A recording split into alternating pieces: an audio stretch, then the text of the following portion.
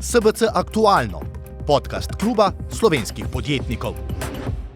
Lepo pozdravljeni v novem SBC-jevem aktualnem podcastu, v katerem bomo danes govorili o tem, kakšno okolje za investicije, za vlaganja in za delo doma naša država pravzaprav je.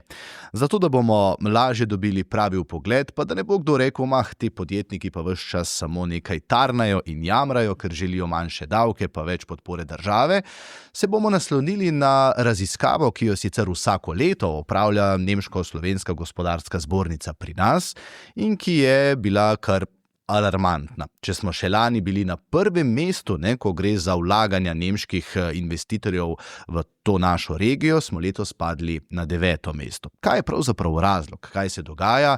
Vse to mi bodo danes povedali trije moje gostje. En lep pozdrav vsem trem. Dober dan. Dober dan. Ja, morda tukaj začnem, čeprav prav je seveda, da začnemo pri dami. Katja Šadler, en lep pozdrav z Nemško gospodarske zbornice pri nas. Pozdravljene. Pozdravljeni. Igor Masten, ekonomist. Dolgo vas že nisem videl takole, sploh pa ne še v tem studiu, sem vesel, da ste si vzeli čas. Ja, enako. In pa Janko Koprivec iz podjetja Siliko, tudi član SBC-ja, en lep pozdrav. Hvala za povabilo. Kje začnemo? Začnemo zdaj pri tem poročilu. Ko sem rekel, da je bilo zaskrbljujoče, ste malce tako naredila, saj vem. Nikoli ni tako slabo, da ne bi moglo biti še slabše, in nikoli ne tako dobro, da ne bi bilo lahko še bolje. Ampak vendar je tista številka 1 lani nam je vsem godila. Rekli smo, poglejte, Slovenija, krasna država za investicije. Tudi na novinarski konferenci ob 3 letih dela naše vlade je predsednik vlade dejal, mi smo magnet za tuje investicije, potem pa Nemci rečejo, vi ste zdaj padli na 9. mesto. Kaj se je spremenilo? Ja, spremenilo se po eni strani ni tako veliko, ker dejansko te raziskave, ki jih izvajamo vsako leto, kažejo podobno. Vseeno določene zadeve pa so se spremenile, zdaj, kot ste sami omenili, mi izvajamo te raziskave. Letos se je ogromno število nemških podjetij odzvalo, preko 100, tako da raziskava definitivno je verodostojna. Ocenjujejo se pravi gospodarski položaj v Sloveniji, njihov položaj, ostale faktorje za investicije in s tem potem primerjamo tudi s ostalimi vzhodno- in srednjeevropskimi državami. Kaj se je spremenilo oziroma kaj je tukaj največja srž slovenskega gospodarstva? Nekaj, kar nam je vsem skupaj znano.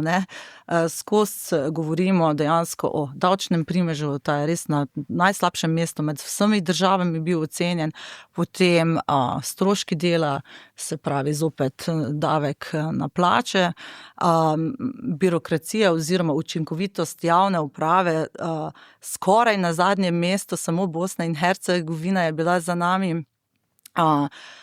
Pa potem zanimivo, tudi letos je bila dosti slabše ocenjena infrastruktura, kar pomeni, da obstaja pač seveda velika potreba po tej večji povezljivosti Slovenije z ostalimi državami in seveda zopet stroški energije, energetika in tako dalje. Pa delovna sila, ta se mi je zdela tudi pomanjkanje delovne sile, ki je pa verjetno kar enaka za celotno regijo. Pomanjkanje delovne sile seveda enotna za celo regijo, tudi v Nemčiji so tem težave, je pa tukaj mogoče spet se navezuje na upravne postopke v zvezi s tem. Tukaj pa je bila Slovenija zopet slabo ocenjena. Koliko poslujete z Nemčijo? Kako pomemben partner je Nemčija za vaše podjetje? Mi poslujemo zelo veliko z Nemčijo. Mi delamo v avtobranži in delamo s vsemi 3 nemškimi proizvajalci avtomobilov, tako da je to 80%. Zdaj, vi živite za to, za kar delate. Kako ste v zadnjih letih, na primer, spremljali ta padec nemškega gospodarstva? Ker če, na primer, Nemci ocenjujejo nas, naše razmere, tudi mi, ki smo tako navezani na nemško gospodarstvo, gledamo, kaj se dogaja pri njih. Kaj je, na primer, to, kar se je dogajalo v Nemčiji, pomenilo za vas? Ja, seveda, mi začeli smo proizvajati kotlon posle, to se pravi z malimi produkti. Firma se je skozi leta spremenila, ker samo dela ne moš ponujati, ker konkurenčni že nekaj časa nismo samo s proizvodno, tako da se je Siliko obrnil v razvoj, zelo veliko smo investirali v razvoj, tako da smo razvojni dobavitelj vsem tem 3 kupcem. in skozi to pridobivamo posle že čisto na začetku. Ne. To nas rešuje, da smo poleg, seveda je pa konkurenčnost na koncu tako pomembna. Ne samo, da pridobimo posel, ta razvojni del posla, mi moramo pridobiti tudi serijo, ne, da pokrije stroške razvoja. Skozi to nam uspeva, da se držimo, da povečujemo tudi vso to krizo, ki je bila od COVID-a, čipov, vseh možnih transportnih, od Sueškega prekopa, smo športno prenesli, to se pravi, da Siliko je dobro posloval, se pa sedaj pozna, da pa postajamo zelo težko konkurenčni, tudi na tem področju, da bi pridobivali posle. Nas je strah, da ne samo, da nam bo tujih investitorjev, ne, da smo mi kot regija označeni kot nezanimiva. In to se pomeni, da ti nabavniki, ki posluje z nami, ali pa razvojniki, nas bojo dali z radarja. Ne. To pa je pomen še globlji problem, kot pa samo tuj, da ni investitorjev, ker bo obstoječa proizvodnja brez novih produktov. Ne. A je to, kar je bilo zaznano v tej raziskavi, praktično tudi krivec za to, da ste nekonkurenčni? Se pravi, obremenitev plač. To so dejstva normalno. Ne. To je, ker podjetnik potrebuje okolje. Ne. Nam ni pomembno toliko politika, kot pa okolje, v katerem delujemo. To se pravi transport, logistika, infrastruktura, energetika, cena energije. Mi nismo konkurenčni tudi s ceno energije v tem našem okolju ali pa s primerljivimi dobavitelji. Ne. Potem obremenitev delavcev, predvsem bolje plačanih delavcev, ker podjetje ne more samo proizvajati, mi rabimo tudi razvoj. In v razvoju moraš ljudi plačevati, če jih hočeš obdržati. In seveda strošek dela s temi prispevki, ki samo naraščajo, so neobvladljivi. Predvsem pa moj predlog je seveda socialna kapica. Ne. Ta bi rešila, recimo ta strokoven kader, da bi ga obdržali v našem okolju zelo. Ja, zdaj ste pa dali en predlog o socialni kapici. To smo že zdavnaj umaknili z mize. Ne? Gospod Igor Masten, vi ste ekonomist, vi že desetletja spremljate tudi to pobudo o socialni kapici, dobro poznate. Zdaj, ko gledate te številke, kaj se dogaja, ne? Ko slišimo podjetnike, ki delajo pri nas, ko slišimo naprimer Nemce, ki so naš največji gospodarski partner, tretje gospodarstvo sveta, kaj nam v Sloveniji manjka, če pogledava za naslednje 2-3 leta, ne pustimo zdaj naslednje leto, ampak naslednje 3-4 leta, da ujamemo ta vlak. Ne, ker zdaj več kot očitno vlak drvi in gre mimo nas. Ne, naprimer, kaj mora vlada razumeti, da če se nekaj spremeni, nas bo to močno, močno bolelo? Ja,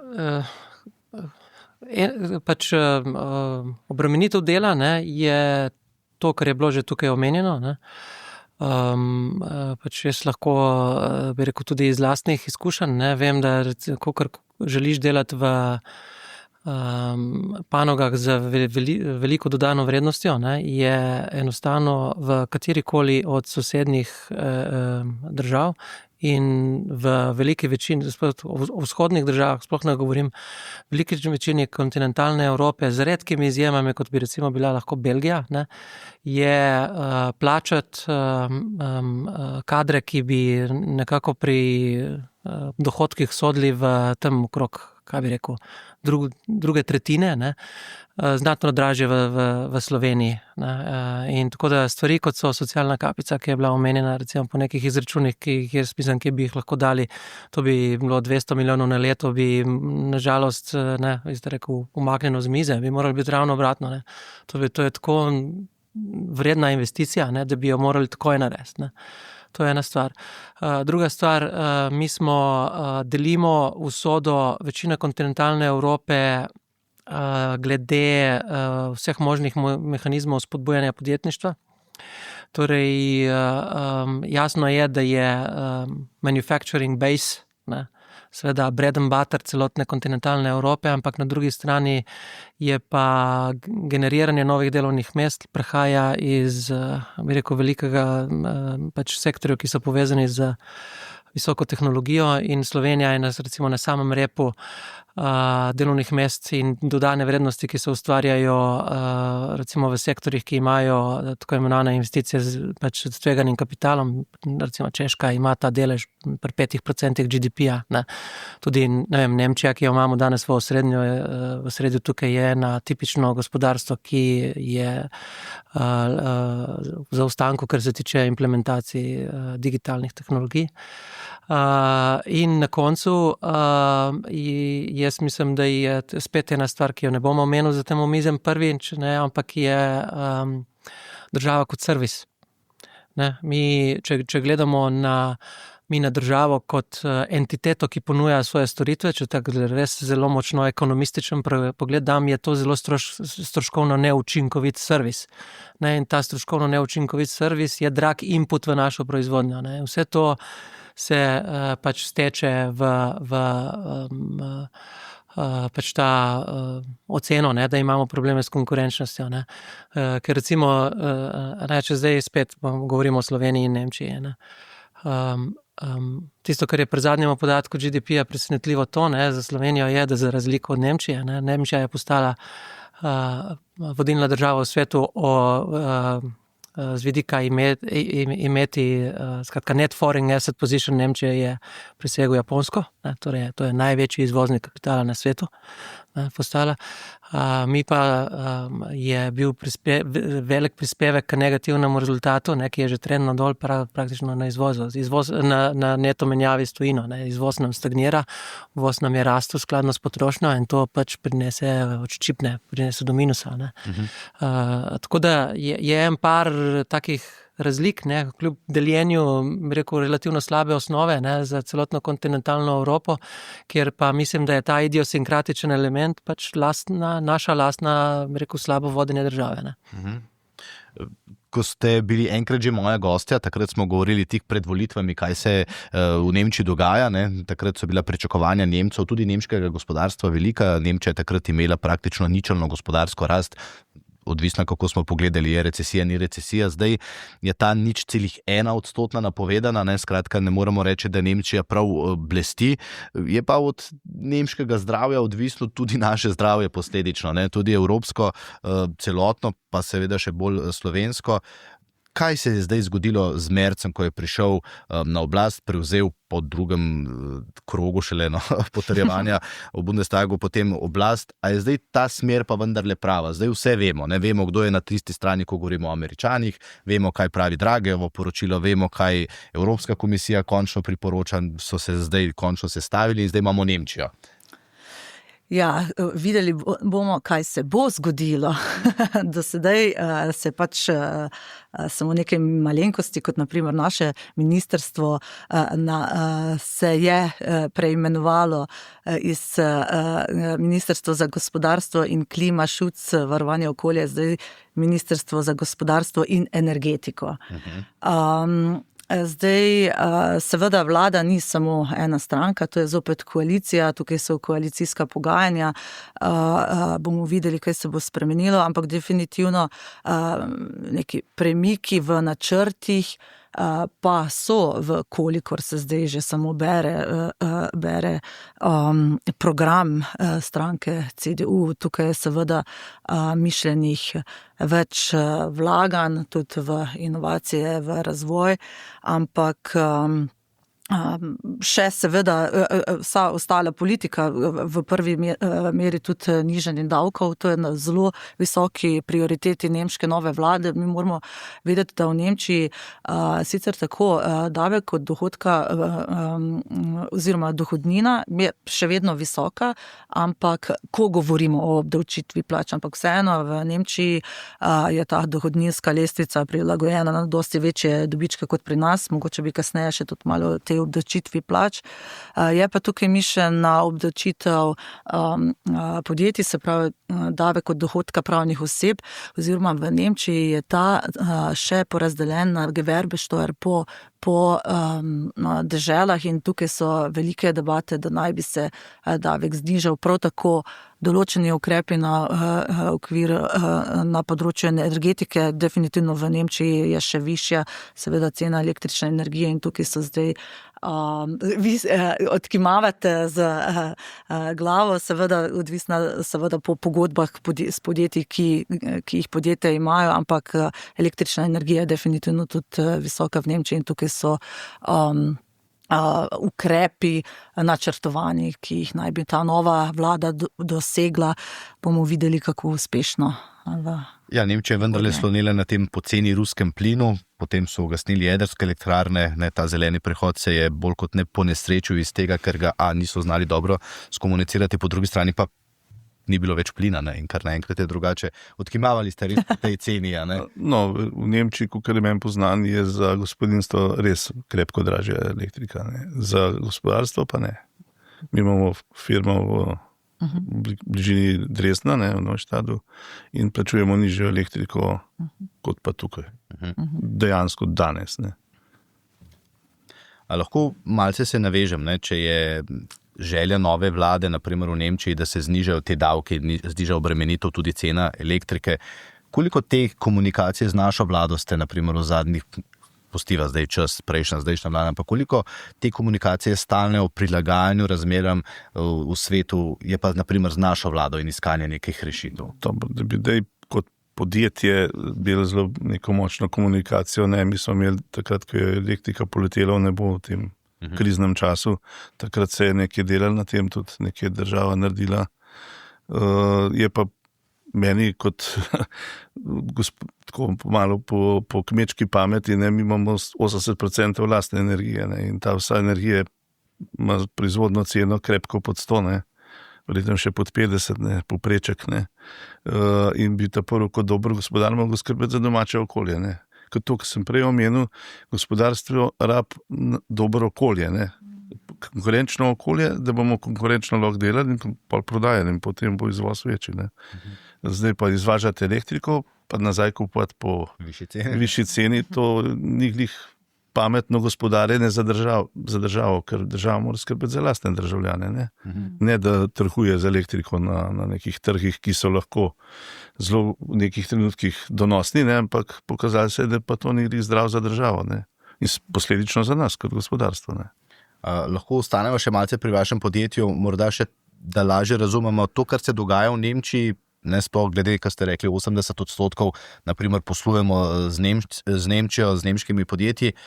Koliko pa to vpliva naprimer na vaše priprave naprej? Najprej smo videli nemške oziroma ameriške carine tudi do Nemčije, pa do celotne Evropske unije, potem smo videli, kaj se je zgodilo z avtomobilskim trgom v Nemčiji. A je kakšna realna, takšna ocena, da rečete, dobro, sej iščemo ves čas rešitve, da najdemo partnerje tudi druge. Ko sem govoril s slovenskimi predstavniki v avtomobilskem grozdu, so rekli, brez skrbi, se imamo še druge partnerje, nismo toliko odvisni od Nemcev. Seveda delamo skozi na tem področju, da iščemo druge kupce, samo en podjetje ima omejene resurse, in da če imaš ti utečene posle, se te prvo držiš teh kupcev, ki jih imaš. Seveda je pa tudi razvoj avtomobilov teče naprej. Mi seveda naši razvojni oddelki delajo za artikle, ki bojo prišli na trg serijsko šele 29. leta, 30. To se pravi, na tem se vseeno dela v gospodarstvu.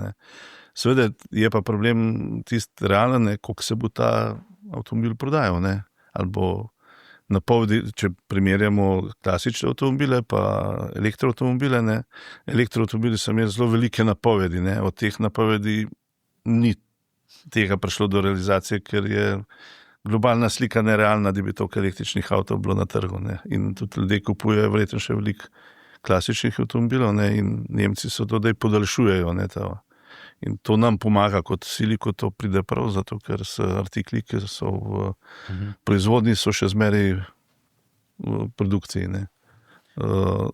Kam bo šel pa trg res teh električnih avtomobilov, je pa zelo vprašljivo. Elektrike verjetno toliko ni, ker da vse psi vozili z elektriko. Jo ne obstaja, jo ni. Pridem k vam samo pod vprašanje. Eno od lahko rečemo ukrepov te nove nemške vlade je tudi to, da v resnici rahljajo te uredbe, ki so dušile evropsko avtomobilsko industrijo. Ja, v prvi vrsti je seveda debirokratizacija. Ta pojem poslušamo že leta, ampak zdaj tudi načrt te vlade je, da naj bi vseeno nekako vse tukaj neki ukrepi sprejeli, da bi se olajšalo, ker to pa vseeno moramo priznati, da Nemčija je znana po pravilih in radi zaostrujejo pravila. Verjetno vsi poznate tale nemški znamenit zakon Lieferketten-Sorgfaltspflichtgesetz. Se pravi, to je zakon o nabavnih verigah, v katerem so povzeli pa zaostrili evropsko zakonodajo.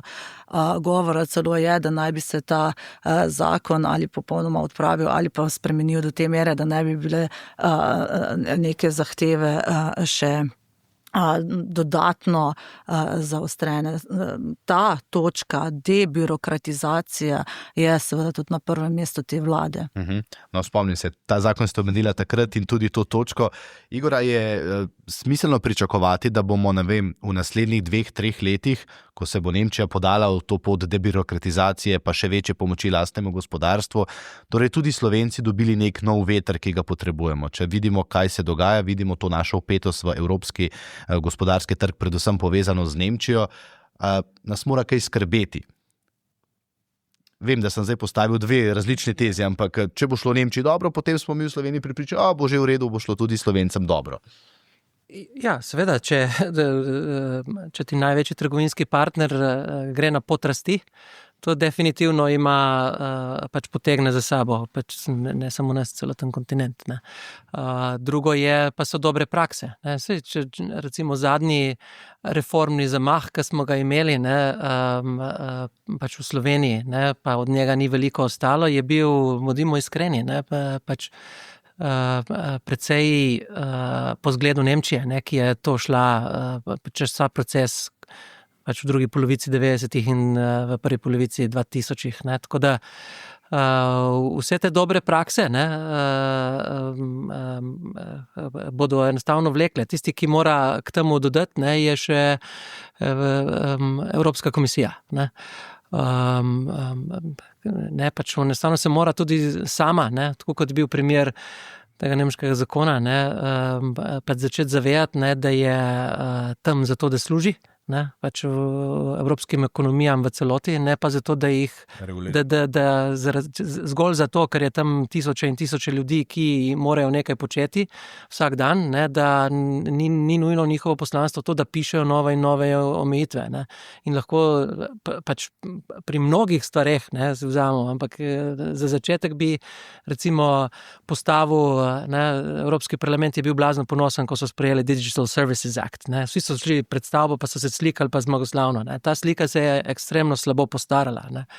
Ne si jo lahko ogledajo, ne, in rečejo, tako kot smo bili takrat veseli, ne, zdaj razumemo, da smo naredili veliko napako, ne, teh napak ne smemo ponavljati naprej. Ne. Tako da, če se sestavijo, ne, tej deleži, ne, potem mi se moramo zavedati, da je na trikotniku, ne, pač ZDA, Kitajska in pač Evropa, bomo izpadli iz trikotnika, oziroma vse smo aktivno delali zato, da izpadamo iz trikotnika. Ne. In zdaj na srečo, če kak benefit Trumpove izvolitve je, da pač je bil to ekstern signal, da je treba se postaviti, ne, v trikotnik, ne, in če bo to pozitiven momentum, potem mislim, da imamo vse osnove, ne, da to naredimo. Ne.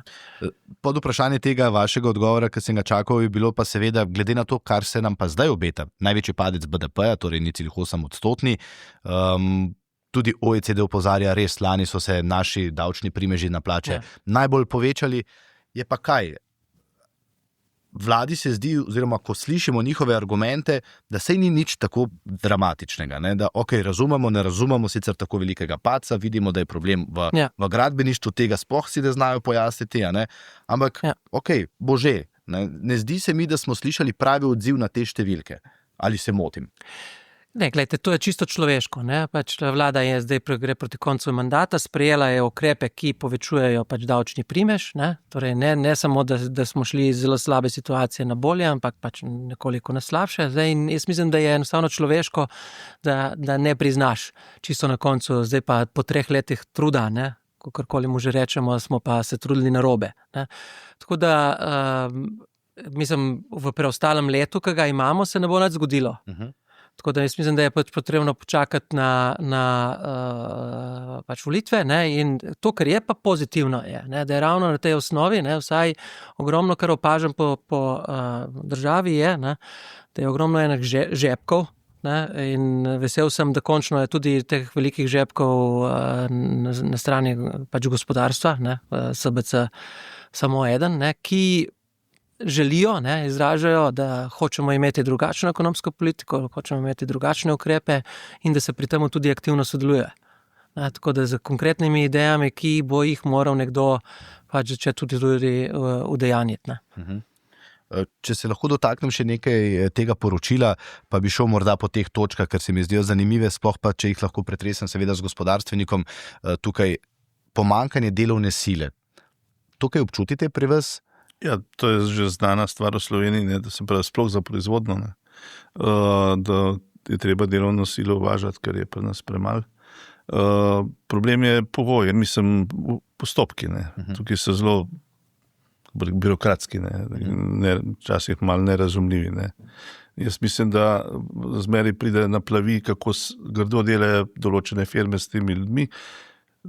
Ubadati se mogli s temi posamezniki, ne pa da generalno kritizirajo uvoz delovne sile, recimo, ne, ker delovno silo realno rabimo, ne, in ne moramo brez nje, ampak mogla biti pa ta regulativa potem, ko je tukaj, ne, ali pa nadzor tak in tiste, ki to kršijo, sankcionirati, ne pa da generalno čez vse firme, ki imamo tujo delovno silo, da smo izkoriščevalci, ne vem kaj, kar nismo, ne.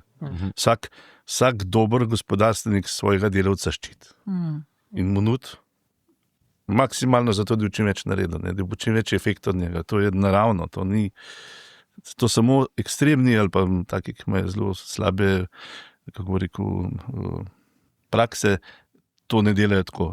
Zdravo gospodarstvo pa zmeraj skrbi za svoje delavce. Morda samo kar. Jaz bi želela tukaj dopolniti še gospoda. Točno tako je. Poglejte, mi smo konstantno z nemškimi podjetji v stiku, ki v Sloveniji zaposluje. Tudi ta raziskava je bila narejena med temi podjetji. Napačno je razmišljanje, da gospodarstvo želi izžeti te delavce.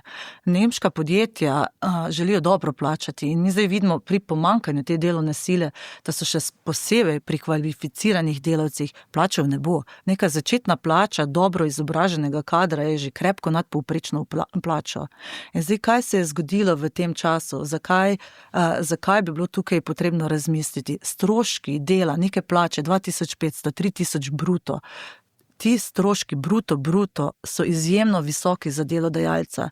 Niso v primerjavi, naprimer, z ostalimi državami tukaj na tej lokaciji, tudi ne v primerjavi v Nemčiji. Ne. Se neko nemško podjetje, ki plačuje davke, 2500 ni plače v Nemčiji, ampak recimo tam nekje skoraj, seveda za določene poklice, ampak ne pri kvalificiranih poklicih. Ampak če tam vzamemo nekaj 3-4 tisoč, so ti stroški dela izjemno nižji kot v Sloveniji. In nemški delodajalec, ko pride v Slovenijo, ga ti stroški presenetijo. On ne želi plačati minimalno plačo delavcev, ampak neko dostojno, da bo tudi delavec nekaj od tega imel. In kaj se je zdaj zgodilo v zadnjih letih, ko je tako visoka inflacija? Da dejansko realna vrednost plač se izjemno zmanjšala. 2500 bruto se v Ljubljani ne more preživeti. Ker je realna vrednost plač se zmanjšala, dohodninska lestvica pa ostaja ista. Še vedno po dohodninski lestvici velja tisti, ki ima 3000 bruto za bogatega, ki ga je potrebno zelo obdavčiti. Tukaj še bi dodala, nemške pogodbe o delu so ponavadi sestavljene tako z osnovne plače in o delovni uspešnosti. In tukaj bi bilo treba razmisliti, kako zadržati potem te visoko kvalificirane delavce. Z delovno uspešnost mora biti tisto ne obdavčiti oziroma ali pa pod nekimi boljšimi pogoji. Definitivno bo tukaj nekaj potrebno narediti. Pa še o davkih, če tukaj zdaj pogledamo, ta raziskava je tudi ugotavljala zavezanost podjetij k poslovni lokaciji. ta zavezanost pada oziroma je zelo na nizki ravni. 20% nemških firm ne bi več ponovno investiralo. In kam bi investirali, ne? 17% največ jih je reklo na Hrvaško. In zato mi moramo vedno upoštevati ta geografski del tukaj, ko smo. Mi nismo samo Slovenija, tukaj so še sosednje države. In če ima zdaj Hrvaška neko nižjo davčno stopnjo od dohodka pravnih oseb, seveda je tukaj nevarnost, da bodo ta podjetja s časoma relocirala svojo proizvodnjo na druge države. Ne? In zato bi bilo tukaj res potrebno razmisliti, kakšni ukrepi so zdaj višji davek in manj podjetij, ali pa nek sorazmeren davek in več podjetij, ki bodo vplačevala državno blagajno. Ne? Ko izplačujete delavca doma, se pravi v Sloveniji, ali pa te fante in deklete, ki jih imate v Nemčiji, no kakšna je ta razlika, ko gre nekaj državi in koliko ostane potem delavcu in delavcu? No, čisto egzaktno jaz ne poznam več, ker uradno sem jaz v penzionu in vodim moj direktor. Je razlika, je pa ena, tako ne, mi imamo v bivši vzhodni Nemčiji, ne, in dejansko plače niso tako enormno više kot pri nas. Ne. Moramo, seveda bruto strošek, jaz govorim o bruto strošek. Bruto strošek, poglejmo pa, ne vem, Bavarsko. Ja, je pa dražja, ne, sigurno je dražja. Baden-Württemberg, ki so dežele, z katerimi ima Slovenija največjo blagovno izmenjavo in največ povezav. To pomeni, da tudi ni točne razlike z našim plačam več, ne, ampak v razmerju obremenitev, ker kot podjetnika v našo kalkulacijo gre bruto strošek, ne, ki ima po Sloveniji še en kup dodatkov, ne, veste. Bruto plus regres, malca vožna, ki je v tujini malo drugače. Samo še tukaj mi smo izračunali, največkrat naredimo za šalo par izračunov, za 2500 bruto pa za 3000 bruto Slovenija, Nemčija in razlika, kaj ostane delavcev, je nekaj 100 evrov celo, ne, sploh pri teh malih plačah, malih v narekovajih 2500 bruto. Je tukaj par 100 evrov razlike. Zanimivo pa je, da imamo tudi v Srbiji podjetje in v Srbiji imajo socialno kapco. Ne? Od 1. letošnjega leta, ne, ko je Hrvaška povečala splošno dohodninsko olajšavo, pri njih pač ni več države, ki bi za evro izplačenega dohodka, katerikoli evro, od najnižjih do najvišjih plač, imela višjo obdavčitev dela, kot je to Slovenija. Ni je več. Do 31.12. je Hrvaška bila za nizke plače, skratka imela večji davčni primež, od 1.1. ni več države. To je fakt. Je tudi to torej posledica selitve slovenskih podjetij na Hrvaško, iskanje priložnosti na Hrvaškem, naprimer, kot je rekla tudi Nemci pravijo, 17% ne bi se preselili na Hrvaško. Mi zdaj poslušamo o tem eksodusu na rekovajih, ki mu reče minister, to je neka fama, ki jo poslušam zdaj že leta, ampak po drugi strani pa, ko govorimo s slovenskimi podjetniki, so se vsi zelo dobro pozanimali in vidijo pri sosedih priložnost. Lokacijsko je pa to zelo blizu, no. Ja, to je dejstvo, ne, se pravim, ta predsednikova izjava, jaz mislim, da je bila pač zelo nedomišljena, zelo neposrečena, ne. Tako da bo se moral še precej potruditi, da jo bo ustrezno kvalificiral in pojasnil, da pač ni tako mislil, kot je rekel, ne.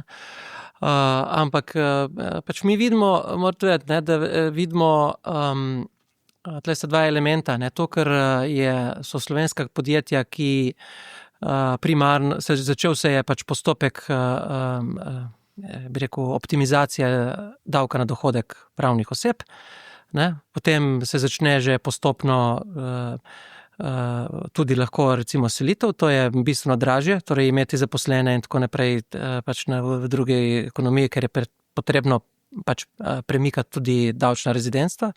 To je drago, poteka počasi, ampak ko se enkrat zgodi, je kot tanker. Torej, delovna mesta, ki bodo pač odšla. Ne. Tretji vidik pa je bil tudi že omenjen. Ne. Če respondenti rečejo, če bi danes izbrali pač destinacijo za investicijo, to ne bo več Slovenija. Ne. Tako da mi oportunitetno na ta način, to sploh ne slišim, da bi kdorkoli to pač javno povedal. Ne. Oportunitetno ogromno delovnih mest izgubljamo. Ne, če rečem, naša lokacija, mislim, Hrvaška je relativno blizu, ampak naša je vseeno malo boljša. Ne vem, zakaj je tako narobe, da je ne izkoristimo. Ne?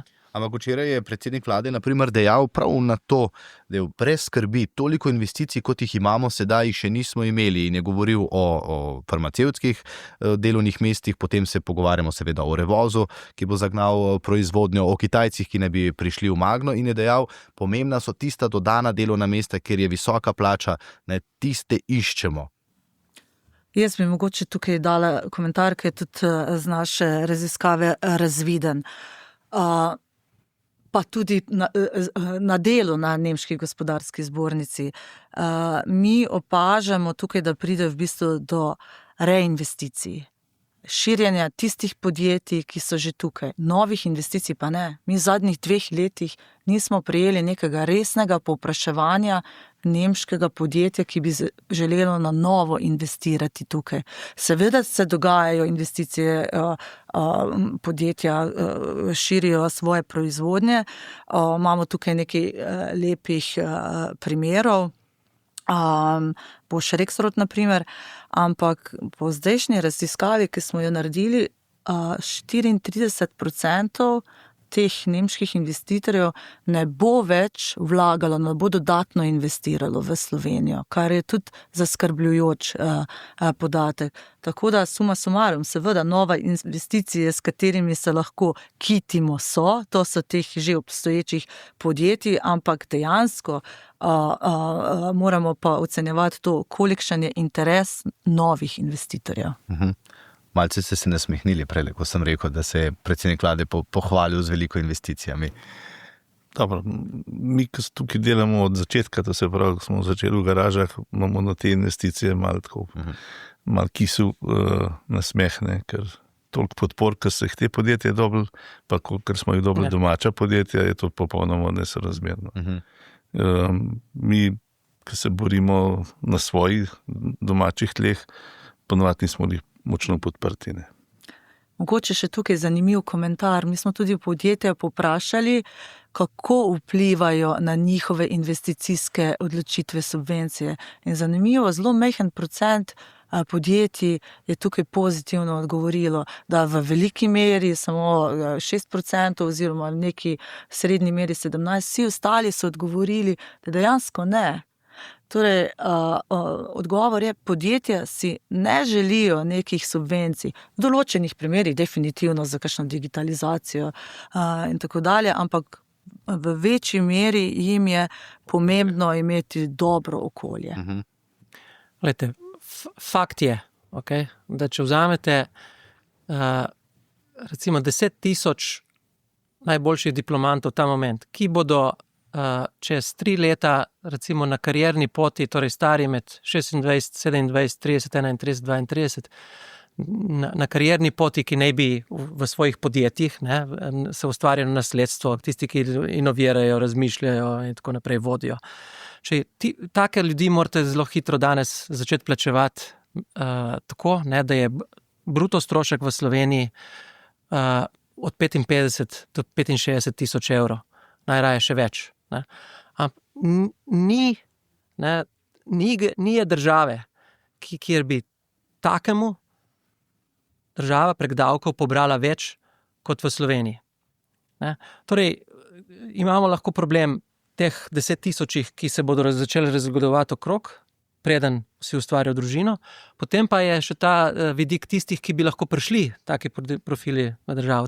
Ko tejle vidijo najprej, koliko dobijo neto od tega, kar si lahko slovensko podjetje privošči, in potem se vprašajo, kako bomo pa nudili storitve, kot so zdravstvo in tako naprej, ker vidijo, da je to potrebno potem dodatno zasebno privat zavarovanje, ker so kvaliteta storitev, dostopnost njihova in tako naprej zelo slaba, da je pokojninski sistem relativno v težavah, ker ni bil narejen, je sicer razumem, da se človek lahko pohvali za tako velikimi investicijami, ampak je to zelo kratkoročno, kratkovidno gledanje.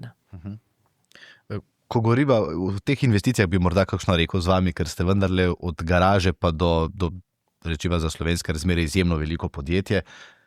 Ko gledaš naprej, mi imamo vedno občutek, prije neka vlada, ima neko svoje obdobje, v tistem obdobju nam nekaj napove, kaj se bo zgodilo. Ampak ko si podjetnik, kot ste vi, naprimer, kaj vse je treba gledati? Kako daleč naprej seže pogled podjetnika?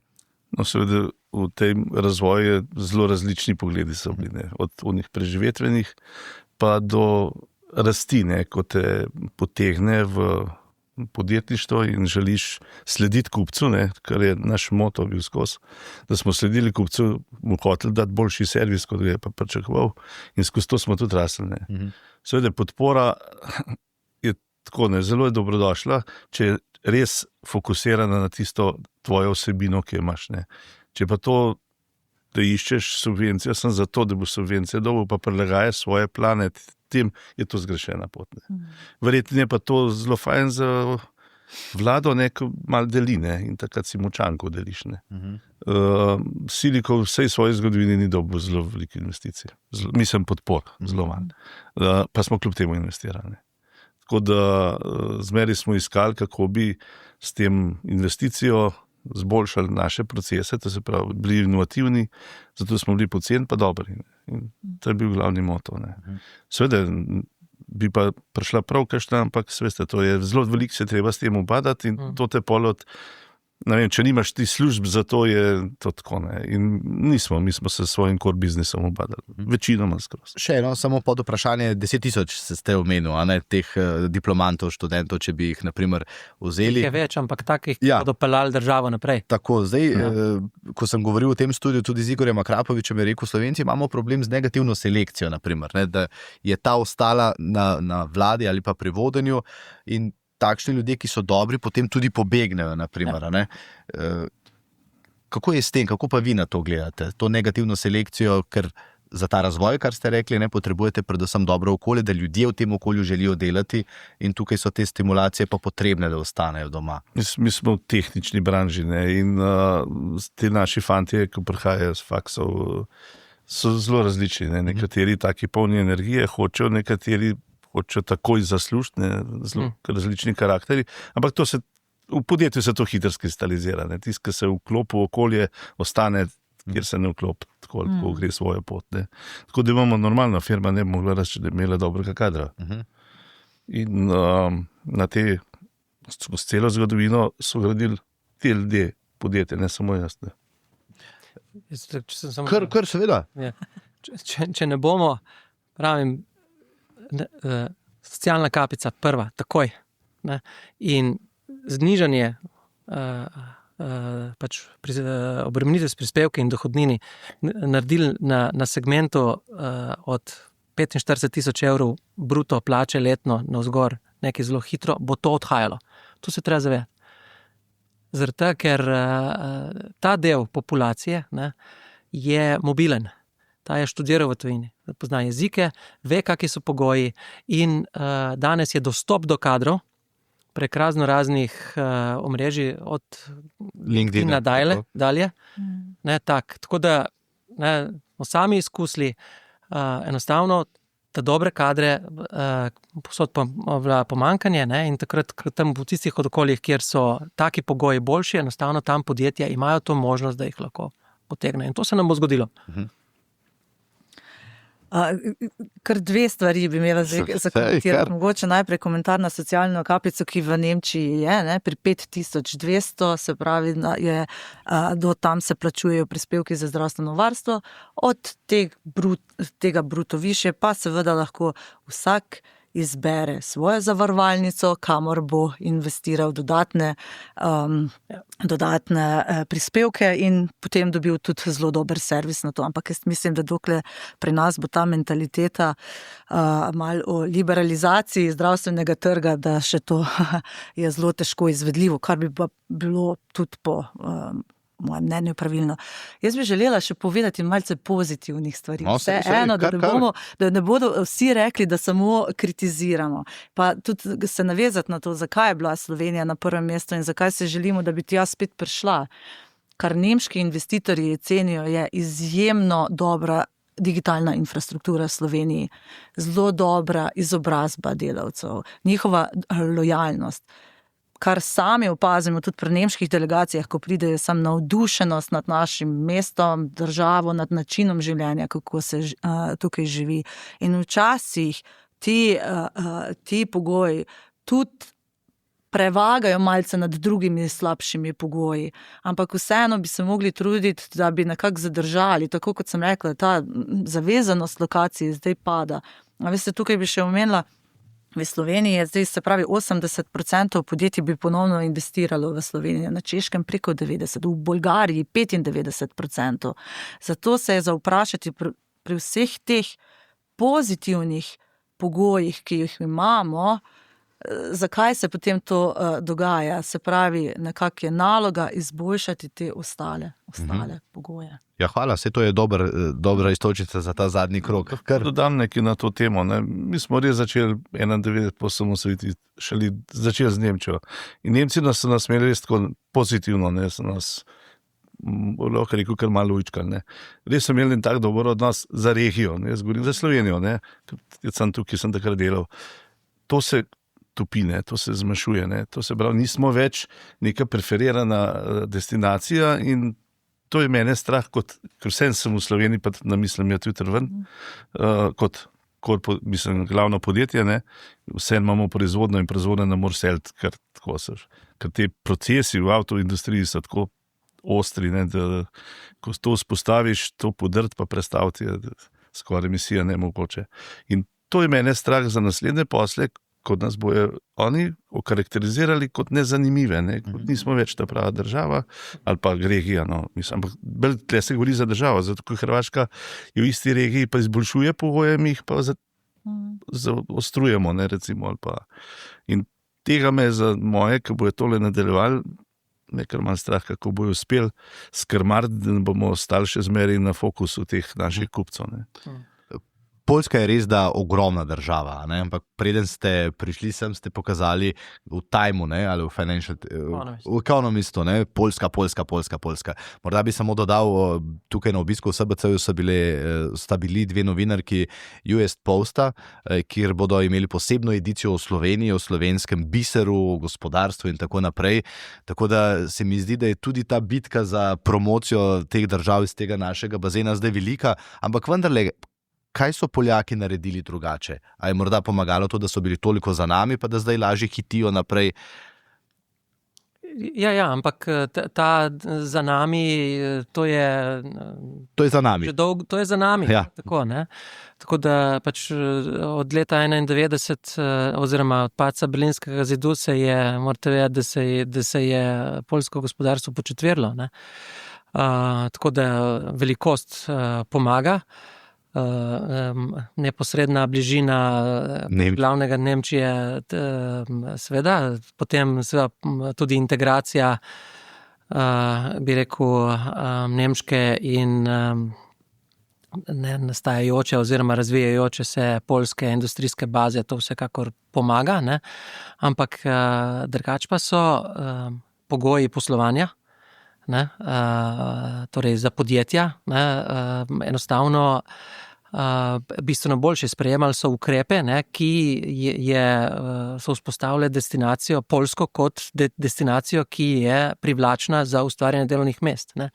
In ne, tako kot veste, da ko smo recimo po širitvi EU, ne, je bila z namenom uveljavljanja vseh 4 temeljnih svoboščin v Evropski uniji tudi liberalizacija trga dela in potem smo gledali ne, ko je recimo to Irska odprla in ne vem, 130,000 Poljakov, ki so šli iskati delovno mesto na Irsko in tako naprej, pol pa še vse ostale države. Za Poljake ta trenutek postaja Poljska, ne, primarna lokacija, kjer bi želeli, torej govorim za diplomante, zato sem prej teh 10,000 omenjal, ne, kjer lahko pač delajo, se razvijajo, imajo dobre karierne opcije in seveda tudi relativno ugodne zaslužke, ne. Stroški življenja, ne, ko njihove plače, ki so seveda, ne vem, spet niže kot v Nemčiji, ne, popravimo za pač cene, ne, kar gre vse, ne, pač od hrane do predvsem pa real estate, skratka, koliko stane bivanje, koliko se plačuje za energijo in tako naprej. Skratka, ta purchasing power adjusted plače za visoko usposobljene kadre zahteve dohajajo že japonske. Tako da Ne? Ogromno tega je, kar temelji na spodbudnem, common denominator je spodbudno poslovno okolje. Tam nastajajo delovna mesta. Ne? Varšava ima najvišjo stolpnico, ne, v Evropi in tako naprej. Meni, da to je, tak idiosinkratičen element, ki pač enostavno pove, nekdo želi tam investirati oziroma ogromno ljudi želi tam investirati. Ne? Seveda mi jo poznamo bolj po političnem profilu in stvarih, ki se dogajajo, ne, tam, ne, ampak to so elementi, ki jih je treba postaviti ob bok vseh ostalih pozitivnih zadevah, ne. Marsikaj se je za naučiti. Evo, ker smo zdaj pri koncu, morda da začnem z vami. Vi ste rekli, dobro, marsikaj se je treba naučiti. Kaj je tisto sporočilo kot nekoga, ki je začel v garaži, ki je razvijal, ki sloni na domačem vendarle trgu, znanju, pridnosti in je dokazal, da se da, ne? Da je prodal tako do Nemčije, našel partnerja v Srbiji in v bistvu zdaj 3 največji Nemci iščejo vas, da lahko delajo z vami. Ne? Ta iskanje je tako. No. Iščemo mi pa oni, ne? Mi se seveda oni iščejo. Partnerstvo, ne? Korektne dobavitelje, dobre dobavitelje, to vsi išče. To vsak mora dobrega dobavitelja, zato ker nekaj skrbi, preloži na pot. Ne, in tudi problemov. Tukaj smo se izkazali normalno, seveda s trdim delom. Definitivno trdim delom, pa nismo fizično samo trdim. Trdim v razvoju, v kadru, ki je študiran, ki je razvit, ki išče res rešitve, ki so boljše, kot jih ima tvoja konkurenca in mogoče so boljše, kot jih predstavlja tvoj kupec, da jih razume. Ne. To so neke stvari. Rabimo pa samo okolje. Ne. Mi ne rabimo, jaz smeri zagovarjam, ne rabimo subvencij. Meni pustijo moj denar, ker sem ga zaslužil, da ga jaz reinvestiram. Verjetno ga bom najboljše reinvestiral. To je po vsej verjetnosti, ga bo vsak posameznik boljše reinvestiral, kot ga bo država. Ne rabim jaz, da mi ta prvi denar poberejo, ne, potem mi pa nazaj daje subvencije, če sem priden. Ne mi pustijo moj, to se pravi, davčno okolje ne bo ugodno, sploh pa pri delavcih. To je trenutno najbolj pomemben, kako razbremeniti plače, da bo dobil človek, ta delavec, ko se trudi več. Pri enakem bruto strošku. Ker bomo konkurenčen, on bo pa hotel delati. Ne? Pa pustiti mu delati. Veste, veliko ljudi bi radi delali, pa je naša regulativa zelo tako ostra. To, kar vi pravite, ne?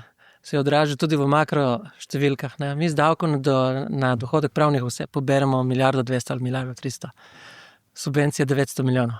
Zakaj? Od teh 900 milijonov verjetno je 100 milijonov stroškov. Ok, EU sredstva, ja, tega ne smemo dati stran, ne? Ampak gled, sam sistem, to mešanje, ne more biti. No? Jaz bi mogoče še to dodala, ker ste rekli, ne, Poljsko omenjali in vse po naših raziskavah so bile baltske države seveda krepko na prvem mestu in Poljska, Češka. Glejte, ničesar ne bomo v Sloveniji na novo ugotovili. So zakonitosti, so znani gospodarski ukrepi oziroma ukrepi, ki krepijo gospodarstvo. Imejmo za izgled države, ki so pri tem uspešne. Mogoče bo kdo rekel, v redu, Nemčija ne.